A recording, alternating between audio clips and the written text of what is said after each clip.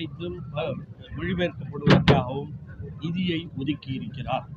ஆகவே தமிழ் வளர்ச்சி மிக மிக முக்கியமானது. அதுதான் தமிழக முதலமைச்சர் சொல்லியிருக்கிறது. அதுவும் இப்பொழுது மும்மொழி கொள்கையை பூத்த பார்க்கிறார்.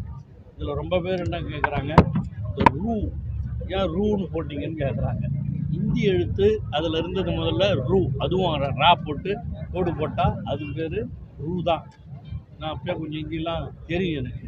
அப்படி போட்ட அந்த இந்திய எழுத்துக்கு பதிலாக தமிழ்நாட்டில் அறிவிக்கிற நிதிநிலை அறிக்கையில் ரூபாய் என்று சொல்லப்படுவதனுடைய முதல் எழுத்து ரூவை போட்டிருக்கிறார். அதில் எந்த தவறும் இருப்பதாக கருத முடியாது. அது மட்டுமல்ல, அதுபோல மொழி வளர்ச்சிக்காக பாடுபடுவது தான் இந்த திராவிட மாடல் ஆட்சி என்பதை தமிழக முதல்வர் அவர்கள் இந்த நிதிநிலை அறிக்கையிலே மீண்டும் நிரூபித்திருக்கிறார். அனைவரும் சமம் என்ற உணர்வோடு சமூக நீதி கொள்கையோடு அவர் செயல்பட்டிருக்கிறார். மகளிருக்கான பல்வேறு சலுகைகளை அறிவித்திருக்கிறார். அவர்கள் சுயமாக வேலை செய்வதற்காக அவர்களுக்கு நிதி ஒதுக்க வேண்டும் என்பதையும் முதலமைச்சர் செய்திருக்கிறார். இந்த உரிமை பெண் திட்டம் அதிலே தகுதி உள்ளவர்கள் வீட்டு இருந்தால் அவர்களுக்கும் வழங்கப்படும் என்றும் அறிவித்திருக்கிறார். ஆக மகளிரை பொறுத்தவரையில் அவர்களுக்கு எல்லா வசதிகளையும் செய்து கொண்டிருக்கிற அரசு இந்த தளபதியினுடைய திராவிட மாடல் ஆட்சிதான் என்பதை எல்லோரும் ஏற்றுக்கொண்டிருக்கிறார்கள். அதே போல எல்லோருக்கும் எல்லாவற்றையும் செய்கிற அதுதான் எல்லோருக்கும் எல்லாம் என்பதுதான் இந்த கொள்கையினுடைய மிக முக்கிய நோக்கமாக இருந்தது. அதே போல் நம்முடைய மாவட்டத்தை பொறுத்தவரையும் விக்கிரவாண்டியில் ஒரு அரசு கலைக்கல்லூரி கொடுத்துருக்காரு. திருக்கோயிலூர் தொகுதியில் பக்கத்தில் இருக்கிற நாயனூருங்கிற கிராமத்திலையும், அதே மாதிரி திண்டிவனத்துக்கு பக்கத்தில் இருக்கிற சாரம்ங்கிற கிராமத்திலேயும் ஸ்மால் ஸ்கேல் இண்டஸ்ட்ரீஸ் சிப்காட் அதை உருவாக்குவதாகவும் இன்று நிதிநிலை அறிக்கையிலே நேற்று அறிவிக்கப்பட்டிருக்கிறது. அதன் மூலமாக நம்முடைய மாவட்டத்திலே குறைந்தபட்சம் ஒரு 5000 பேர்களுக்காவது வேலைவாய்ப்புகள் கிடைப்பதற்கும் வாய்ப்பு இருக்கிறது. ஆகவே கல்வி, சுகாதாரம், வேலைவாய்ப்புகள் அனைத்திலேயும் இந்த ஆண்டு சொல்லியிருக்கார் அவர் 40,000 பேர்களுக்கு இந்த ஆண்டு வேலை வாய்ப்புகள் வழங்கப்படும் என்றும் நிதிநிலை அறிக்கையிலே சொல்லியிருக்கிறார். கடந்த 10 நாட்களாக தளபதி அவர்கள் தூங்க கூட இல்லாமல் இரவு கூட செயலகத்திற்கு சென்று அதிகாரிகளோடு பேசி அந்த நிதித்துறை அமைச்சர் அன்பிற்குரிய தங்கம் தென்னரசு அவர்களோடு கலந்து இந்த நிதிநிலை அறிக்கையை தயாரித்திருக்கிறார். அது மாதிரி தான் இன்றைக்கி விவசாயத்துறையை பொறுத்தவரையில் எம்ஆர்கே பன்னீர்செல்வம் அவர்கள் இன்று விவசாயிகளுக்காக பல்வேறு திட்டங்களையும் அறிவித்திருக்கிறார்.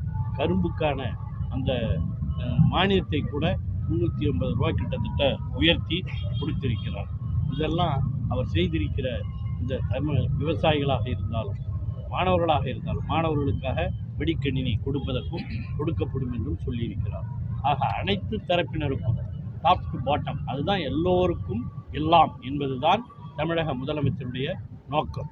சிறுபான்மை சமுதாயமாக இருந்தாலும் இங்கே இருக்கிற நம்முடைய மிகவும் பிற்படுத்தப்பட்ட மக்களாக இருந்தாலும் அதே போல் தாழ்த்தப்பட்டவர்கள் என்று சொல்லப்படுகிற அவர்களாக இருந்தாலும் அனைவருக்கும் வளர்ச்சி பெற வேண்டும் என்பதுதான் திராவிட மாடல் ஆட்சியினுடைய நோக்கம். அதைத்தான் இன்று தமிழக முதலமைச்சர் அவர்கள் நேற்றும் இன்றையும் இந்த பட்ஜெட்டிலே அறிவித்திருக்கிறார். ஆண் பெண் வேறுபாடுகள் இல்லாமல் அனைவரும் ஒன்றாக வாழ வேண்டும் என்பதுதான் தந்தை பெரியார் சொன்னது, பேரறிஞர் அண்ணா சொன்னது, தலைவர் கலைஞர் சொன்னது. அந்த அடிப்படையில் நடைபெறுவதுதான் இன்று தமிழக முதலமைச்சராக இருக்கிற நம்முடைய தளபதி மு.க. ஸ்டாலின் அவர்கள் இந்த ஆட்சியை நடத்தி கொண்டிருக்கிறார். சிறுபான்மை சமுதாயத்திற்கு என்னென்ன செய்திருக்கிறார் என்பதை நம்முடைய குலாம் எடுத்து சொன்னார்கள். இங்கே எல்லோரும் வந்திருக்கிறீர்கள். நீங்களாம் நினைச்சு பார்க்கணும். நானும் இந்த தெருவில் குடியிருந்தவன் தான். அப்பெல்லாம் எனக்கு குலாம் மொய்தீன் என்கிட்ட படித்தவர் தான். இந்த கல்லூரியில் பணியாற்றும் போது இந்த காலேஜில் படித்தவர் தான். இங்கே இருந்தவன் தான் நானும். ஆக இந்த பகுதியில் இருக்கிற இஸ்லாமிய சகோதரர்களெல்லாம் மாமன் மச்சான் அண்ணன் தம்பி அப்படிதான் பழகி இருக்கிறோம். வீட்டுக்கு வீட்டில் இருக்கிற தெரு பூரா முஸ்லீம்ஸ் தான் இருப்பாங்க. அந்த மாதிரி அக்பர் எஸ்கேஎஸ் எல்லாம் இருப்பாங்க. கூட உட்கார்ந்துருக்காரு. அந்த மாதிரி இவங்க எல்லாமே இளைஞர்கள் பூரா இங்கே தான் இருந்தாங்க. அந்த மாதிரி இருந்த காலம். அப்பெல்லாம் ஒன்றும் இந்த மத வேறுபாடுலாம் ஒன்றும் இருக்காது. எல்லாம் அண்ணன் தம்பிகளாக சகோதர சகோதரிகளாக பழகி கொண்டு இருந்த காலம். இப்போ என்ன பண்ணுறான், ஒன்றியத்தில் இருக்கிற அந்த பிஜேபிக்காரன் மதத்தை நெறியை தூண்டிவிட்டு எல்லோரையும் பிரிக்க வேண்டும் என்று நினைக்கிறான். அதைத்தான் நாம் எதிர்க்கிறோம். அதற்காக முதலில் நாம் குரல் கொடுக்க வேண்டும். அனைவரும் சமம், சமூக நீதி. அதற்குத்தான் இந்த இஸ்லாமிய சகோதரர்கள். அப்போ நான் சொன்ன மாதிரி இஸ்லாமியர்கள் சொன்னாவே இங்கே எல்லாம் பெரும்பாலும் கடை வச்சுருப்பாங்க. அதோட சரி, படிக்கிறவங்கன்னு பார்த்தீங்கன்னா ரொம்ப கம்மி. நான் சொன்ன மாதிரி இங்கே குலாம் மொழி கிட்ட படித்தார். இங்கே இருக்கிற சில பேர் என்கிட்ட படித்த மாணவர்கள்லாம் இருக்கிறீங்க. அந்த மாதிரி படித்தவர்கள் மிக குறைவாக இருந்த காலம் ஒன்று உண்டு. ஏன்னா வியாபாரம் வியாபாரம் வியாபாரம், அதுதான் இஸ்லாமிய சமுதாயம் என்றால் அப்படிதான் ஒரு எண்ணம் இருந்தது. ஆனால் இவர்களையும் படிக்க வைக்க வேண்டும் என்று எண்ணியது திராவிட மாடல் ஆட்சி. எல்லாரும் படிக்கணும், அதுதான் மிக மிக முக்கியம். அதற்காக அவர் எடுத்த முயற்சிகள், அதில் தான் இஸ்லாமியர்களுக்கு என்று தனி இடஒதுக்கீட்டை கொடுத்தவர் தலைவர் கலைஞர். சிறுபான்மையினருக்காக இடஒதுக்கீட்டை கொடுத்தார். அதுவும் இப்போ நம்முடைய நன்றி சகோதரர் குலாம் மொய்தீன் சொன்ன மாதிரி ஹஜ்ஜி பயணம் போகிறவங்களுக்கு, ஹஜ்ஜி பயணம் போகிறதுக்கு எவ்வளோ கஷ்டம்னு உங்களுக்கு தெரியும். அந்த மாதிரி ஹஜ்ஜி பயணம் போகிறவங்களுக்கெல்லாம் சென்னையில் அவங்க வந்து அங்கே தங்கி இருப்பதற்காக ஒரு மாளிகை கட்டித்தரப்படும் என்று அறிவித்திருக்கிற ஒரே முதலமைச்சர் நம்முடைய தமிழக முதலமைச்சர் தளபதி தான். இதெல்லாம் நீங்கள் புரிஞ்சுக்கணும். இது ஏதோ அரசியலுக்காக அல்ல. எல்லாம் எங்களுக்கு ஓட்டு போட்டீங்கன்னு சொல்ல முடியாது. 90% போட்டவங்க இருப்பீங்க, போடாதவங்க இருப்பீங்க, அது வேற. ஆனால் இந்த இயக்கம் திராவிட மாடல் ஆட்சி நடத்துகிற தலைவருடைய நோக்கங்களை நீங்கள் புரிந்து கொள்ள வேண்டும். அதுதான் மிக மிக மிக முக்கியம். குறிப்பாக சிறுபான்மை சமுதாயம், இஸ்லாமியர்களாக இருந்தாலும் கிறிஸ்துவர்களாக இருந்தாலும் எல்லோரையும் அரவணைத்து செல்லுகிற ஒரு முதலமைச்சர், ஒரு இயக்கம். பெரியார், அண்ணா, கலைஞர் காலத்திலிருந்து அந்த வழியிலே இந்த திராவிட மாடல் ஆட்சி நடத்தி கொண்டிருக்கிற நம்முடைய தளபதி மு.க. ஸ்டாலின் அவர்கள் தான் இந்த ஆட்சியை நடத்தி கொண்டிருக்கிறார்கள். ஆகவே இந்த சிறுபான்மை சமுதாயத்தை சார்ந்த இங்கே சகோதரிகள்லாம் வந்திருக்கிறீங்க, ரொம்ப மகிழ்ச்சியா இருக்கு. இஸ்லாமிய சகோதரர்கள், நான் இந்த இடத்துல இந்த மந்தக்கரையில் தடவை வந்து உங்களோட அமீர் அப்பாஸ் சரி மற்றபடி எல்லாரும் அழைத்து இங்கே என்ன நிகழ்ச்சிகளிலே கலந்து கொள்ள வைத்திருக்கிறார். போன வருஷத்துக்கு முதல் வருஷம்லாம் அமீர் அப்பாஸ் ஒரு கல்யாண மண்டபத்தில் நடத்துவார். இங்கே நடந்துருச்சு. அது மிகச் சிறப்பான ஒன்று. ஆண்டுதோறும் கலந்து கொள்வதைதான் இந்த ஆண்டும் எவ்வளவு வேலை இருந்தாலும் சட்டமன்றத்தை முடித்துவிட்டு இதற்காகவே கிளம்பி வந்து இப்போ இங்கிருந்து நான் ஒரு பொதுக்கூட்டத்திற்கும் உடனடியாக செல்ல வேண்டியிருக்கிற காரணத்தினால் நான் உங்களிடம் உண்மையிலேயே ரொம்ப நேரம் பேச முடியாததுக்கு மன்னிப்பு கேட்டுக்கொள்கின்றேன். நீங்களும் கொஞ்சம் அதிகமாக பேச சொல்ல மாட்டீங்க. ஏன்னா 27க்கு நோன்பு திறப்பது, அதனால் இன்னும் ஒரு 5 நிமிஷம்தான். அதனால் யாரும் தப்பாக நினச்சிக்காதீங்க. இங்கே வந்திருக்கிற சகோதரர்கள் எல்லாமே இதை பார்த்து இன்னொருத்தர் உட்காந்துங்கிறார், அவரு என்னுடைய மாணவர் தான்.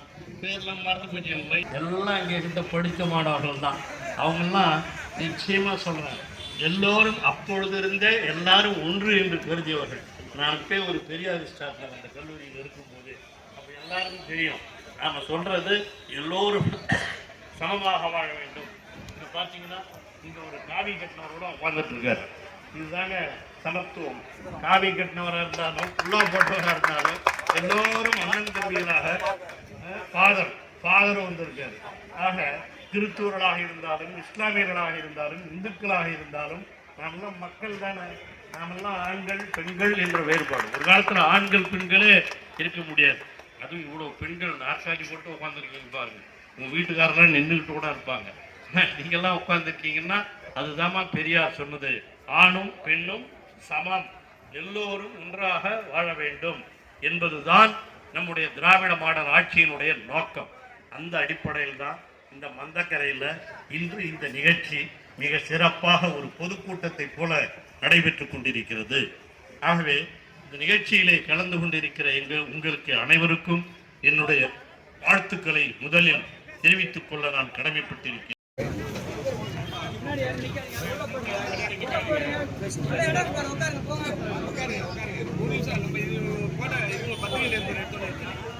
தமிழ்நாடு என்பதில் எல்லா சதவீதமும் சந்தேகமில்லை.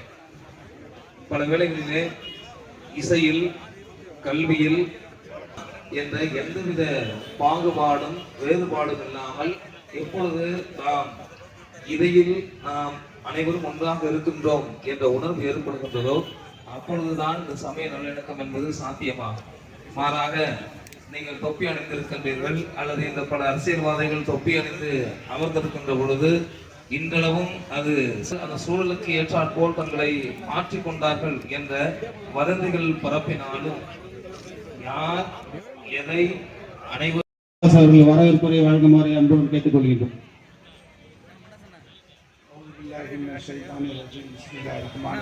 கட்சிகளோடு சிறப்பாக நடைபெற்றுக் கொண்டிருக்கக்கூடிய சமூக நல்லிணக்க இஃப்தார் நோன்பு திறக்கும் நிகழ்ச்சி தலைமை இந்த நிகழ்ச்சிக்கு வருகை புரிந்துள்ள நடத்திக் கொண்டிருக்கக்கூடிய ஆட்சியம் அப்துல் ஹக்கீம் மாநில வர்த்தகணி பொருளாளர் அவர்களே, இந்த நிகழ்ச்சிக்கு நம்முடைய அழைப்பை அமைச்சர் பெருமகன் அவர்களே, இந்த நிகழ்ச்சிக்கு வருகை புரிந்துள்ள மத்திய மாவட்ட பொறுப்பாளர் லட்சுமணன் அண்ணன் அவர்களே, இந்த நிகழ்ச்சிக்கு வருகை புரிந்துள்ள சி.வி. கணேசன் அண்ணன் அவர்களே, இந்த நிகழ்ச்சிக்கு வருகை தரவுள்ள கே.எஸ். நகரமன்ற தலைவர் தமிழ்ச்செல்வி பிரபு அவர்களே, இந்த நிகழ்ச்சிக்கு வருகை புரிந்துள்ள மாநில துணைத் தலைவர் காங்கிரஸ் நிர்வாகி அண்ணன்களே, சரவணன் அண்ணன் அவர்களே, கோல்டு வெங்கடேசன் அவர்களே, நகரமன்ற துணை சேர்மன் சித்திக் அலி அவர்களே, இந்த நிகழ்ச்சிக்கு வருகை புரிந்துள்ள தோழமை கட்சி நிர்வாகிகளே, அத்தனை தோழர்களையும் இந்திய யூனியன் முஸ்லீம் லீக் மற்றும் மனிதநேய மக்கள் கட்சி மற்றும் தோழமை கட்சி அனைத்து நிர்வாகிகள் சார்பாக வரவேற்று அடுத்தபடியாக குலாம் மொய்தீன் அவர்கள் சிறிதர்மம் சகோதரத்துவம்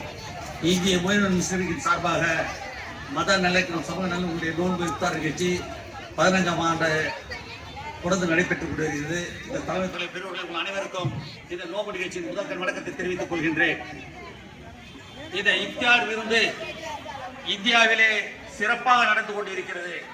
இன்று தமிழகத்தினுடைய முதலமைச்சராக பொறுப்பேற்றிருக்கின்ற மரியாதைக்குரிய தலைவர் ஸ்டாலின் அவர்கள் முஸ்லிம் இஸ்லாமியர் சமுதாயத்திற்கு மட்டுமல்ல அனைத்து சமுதாயத்தினுடைய முதல்வராக இன்று போற்றப்படுகிறார். நம் சமுதாயத்திற்காக இந்தியாவினுடைய தலை சிறந்த தலைவராக இருக்கின்ற இந்த நாட்டில் இருக்கின்ற மரியாதைக்குரிய மு.க. ஸ்டாலின் அவர்கள் இந்த நாட்டினுடைய முதல்வர் ஒரு நல்ல முதல்வராக செயல்பட்டுக் கொண்டிருக்கிறார். மாணவர்களுக்காக, மகளிருக்காக, தொழிலாளருக்காக, விவசாயிக்காக அனைத்து மதத்தினருக்கும் ஒரு போற்ற சகோதர சகோதரிகளே, நீங்கள்லாம் இதை பார்த்து நீங்க நமக்கு இந்த ஆட்சி நடத்தி கொண்டிருக்கிற ஒன்றியத்திலே இருப்பவர்கள் மதவெறியை தூண்டுகிறார்கள். இஸ்லாமியர்கள் என்றால் நினைச்சு பாருங்க. அப்பாஸ் உங்க தாத்தா யாரு? உங்க தாத்தாவுக்கு தாத்தா இந்த மதத்துல போனாரு. நீங்கெல்லாம் அப்பயே உங்க தாத்தாவுக்குலாம் அதனால அவங்க கொஞ்சம் உண்மையிலேயே இஸ்லாமியத்துக்கு போனா சமம் இருக்குன்றதுனால அங்க போனாங்க. அதான தவிர இப்ப இந்துக்கள்னு சொன்னா எல்லா ஜாதிய வேறுபாடுகள் இருக்கின்றன. இஸ்லாத்திலையும் கிறிஸ்டியானிட்டிலாம் அதெல்லாம் கிடையாது. அதனால அந்த காலத்திலேயே அப்படி சென்றவர்களே பக்கம் போயிருக்கு. அதுவே ஹஜ்ஜிக்கு போனவங்களே எடுத்துட்டு வந்துட்டீங்க. கை தூக்க பார்ப்போம். ஹஜ்ஜிக்கு போனவங்க எங்க போறீங்க? எல்லாம் தமிழ்நாட்டில் தான் நாம இங்கதான் பார்க்கிறோம். அதுதான் திராவிட மாடல். எல்லோரும் சமம், எல்லோரும் ஒன்று. இங்க இருந்து அதே மாதிரி கிறிஸ்டின்ஸ் எல்லாம் அங்க இருந்து இங்கிலாந்துல இருந்து அமெரிக்காவில இருந்து வந்தவங்க கிடையாது. அவர்களும் இந்த மண்ணின் மைந்தர்கள் தான். இஸ்லாமியர்களாக இருந்தாலும், கிறிஸ்துவர்களாக இருந்தாலும், இந்த சோகால்டு இந்துக்களாக இருந்தாலும் எல்லோரும் இந்த மண்ணினுடைய மைந்தர்கள், மண்ணுக்கு சொந்தக்காரர்கள். அந்த அடிப்படையில் தான் இந்த மண்ணுக்கு சொந்தக்காரர்களாக இருக்கிற நாம் ஒரு சமூக சிந்தனையோடு, சமூக சமத்துவத்தோடு, ஒரு சுதந்திர மனப்பான்மையோடு எல்லோரும் வாழ வேண்டும் என்பதுதான் நம்முடைய நோக்கம். அதைத்தான் இந்த இஃப்தார் நிகழ்ச்சியிலே நீங்கள் எல்லாம் கொண்டாடி கொண்டிருக்கிறீர்கள். இஃப்தார் நிகழ்ச்சியில நம்ம எல்லோரும் சமம் என்ற உணர்வை உருவாக்குவதுதான் இதனுடைய நோக்கம். அதுதான் நம்முடைய எண்ணம். அதற்காக உங்கள் அனைவருக்கும் மீண்டும் என்னுடைய இஃப்தார் வாழ்த்துக்களை தெரிவித்துக் கொள்கின்றேன். இந்த இஃப்தார் வாழ்த்து என்பது சாதாரணமானது அல்ல. இந்த உடம்பு பார்த்தீங்கன்னா என் தொகுதி சந்தப்பாட்டியில் இருந்தெல்லாம் ஒருத்தர் வந்திருக்காரு. அவர் எல்லா நிகழ்ச்சிக்கும் வந்துடுவார். அந்த மாதிரி இருக்கிற காலம் ஒன்று உண்டு. ஆகவே எங்க இருந்து எப்படி வந்திருந்தாலும் இங்க இருக்கிற அமீர் அப்பாஸ் எல்லாரையும் சேர்த்து அரவணைத்து செல்லக்கூடியவர். முகமது இப்ராஹிம், அப்துல் ரஹ்மான், இங்க